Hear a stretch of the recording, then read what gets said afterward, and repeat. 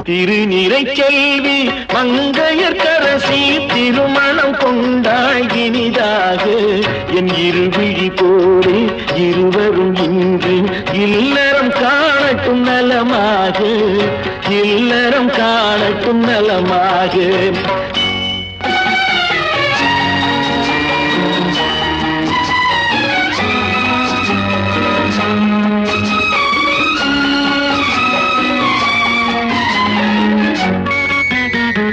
மஞ்சள் குங்குமம் மலச்சூடி